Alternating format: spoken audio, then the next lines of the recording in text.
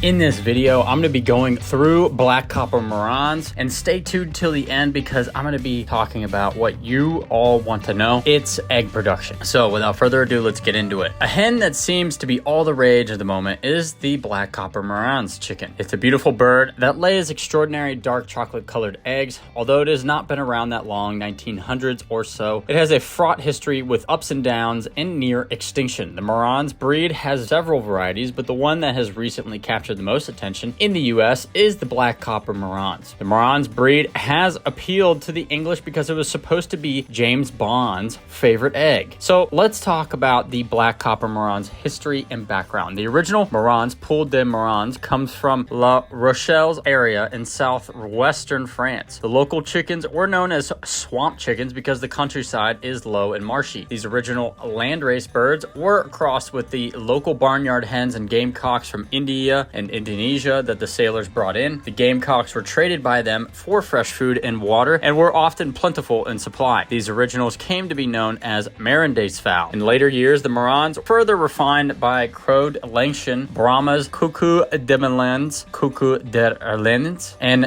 Gâtinais chickens to produce the ancestors of the Maran breed we know today. The Marans became well known locally in France for the deep red color of their eggs. The plumage, however, was all over the place. In 1921, a Mrs. Rousseau started breeding to unify the plumage and produce the Cuckoo Marans, still popular today. 1930 saw the setting of the breed standard in France for this dual-purpose bird. They were called Marans after the French port of the same name. By 1932, there were 6 recognized varieties of Marans: silver cuckoo, white and black, black copperneck, ermine, golden cuckoo, and red. Skipping forward to the post-war France, the breed was in shambles and was near to non-existent. The French Department of Agriculture rescued it from obscurity and began a breeding program. One of the goals of the programs was to increase egg production, which it did. By 1952, Marans were producing around 200 eggs per year. When the program ceased, numerous amateur enthusiasts took up the Marans cause, who did a great job keeping and improving the breed. So let's get into the appearance and breed standard. The body of the Black Copper Marans, seen from the side, forms a wide V triangle. The body is strong, long, and sturdy,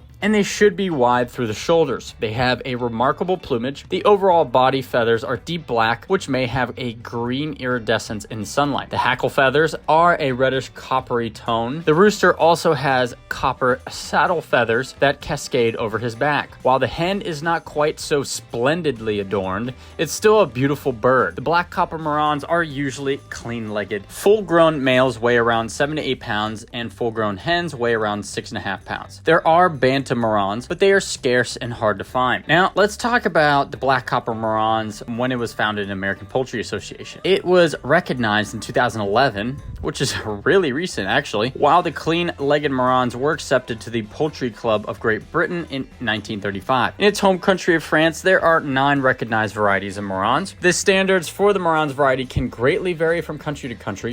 It is classified as a continental breed, and the type is large fowl. In the UK, clean-legged birds are the standard. In France and the US, both clean-legged and sparsely feathered legs are recognized. The single comb, wattles, earlobes, and face are all red. The beak is strong with a slight hook to it, and it should be horn-colored. Eyes are orange-colored. Shanks and feet should be slate or pink. Soles of the feet are white, as is the bird's skin. Black copper plumage must be red. No mahogany or yellow or straw tones. The male should be black-breasted red with minimal spotting on his chest. There should be a definite black triangle on the wings, and he should have deep red shoulders. The copper-colored feathers in the neck, hackles, and back are described as lancets. The hen is black with red hackle markings. Very slight red breast markings are acceptable. Common faults found in this bird are yellow shanks, white earlobes, black eyes, and off-coloring and over-feathering of the legs. Now let's get into the temperament and disposition, and then I'll go into the egg laying here in just a moment. But before I do, please be sure to like the video and subscribe to the YouTube channel. Also subscribe to to our website, thehappychickencoop.com. If you subscribe using the link in the description, you'll receive a free ebook on the 10 best egg-laying chicken breeds. All right, now let's get into temperament. The Black Copper Marans are quiet and gentle, although the roosters can confront other roosters. This fits with the history of gamecock breeding and is expected to a certain degree, although there are fairly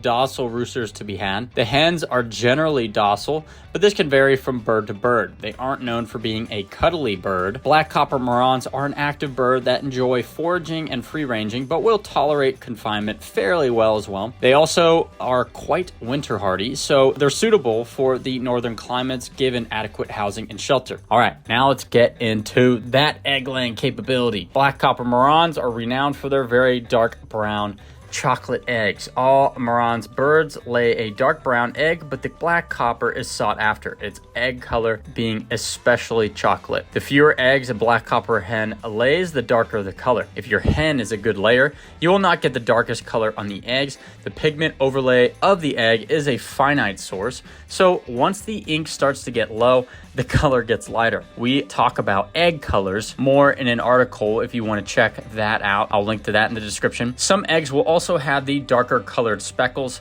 much as well summer eggs do. Egg color can also be cyclical. At the beginning of the laying season, you will get very dark eggs, but the color will have lightened considerably by the end. On average, a hen will give you around 3 eggs per week, which works around 150 to 200 eggs per year. This means that the Maran is an average layer in quantity, but the eggs quality is said to be unsurpassed. The hens are said to be good setters and mothers, but not overly broody. If you're interested in buying Black Copper Marans, here's a good buyer's tip for you. Beware of buying hens based on the color of the egg in a photo. Eggs that are exposed to the air for a period of time tend to be darker. The red pigment oxidizes in the air and turns the pigment darker. This trick has been used numerous times by unscrupulous folks who want to sell you an average bird. Rely on the reputation of the breeder and any feedback you may find. So is this Black Copper Marans the right one for you? If you're looking for an egg-laying superstar, it will disappoint you.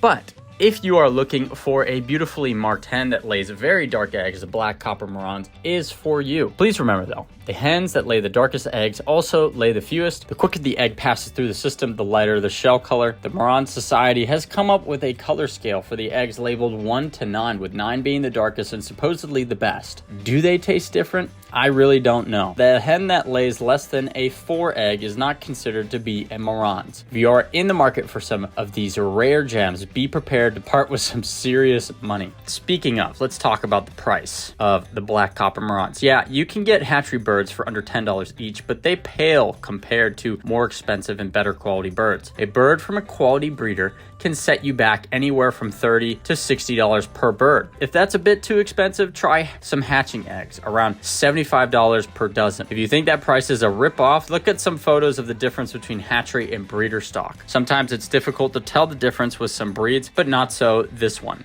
The plumage should be splendidly colored, not washed out or muted. The birds should stand tall and proud and be muscular through the shoulders. The roosters seem to wear their colors very regally. If kept in colder climates, special considerations must be given to their large combs. This type of comb stands tall and far off the head of the rooster.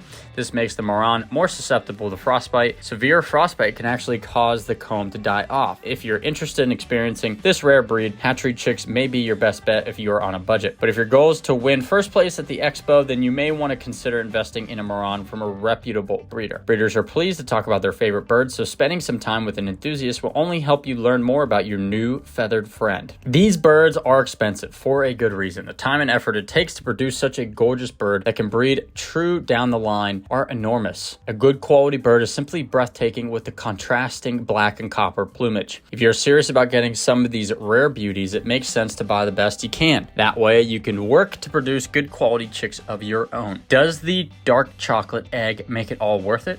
That's for you to decide. If you like this video, please be sure to check this video out over here where I talk about the silky chicken, or this video below where I also go over the sapphire gem chicken. That's gonna do it for us here at the Happy Chicken Coop. Thanks for listening. If you find our content interesting, if you learned something new, please be sure to like the video, subscribe, and with that, I hope you have a great day, and we'll talk to you soon.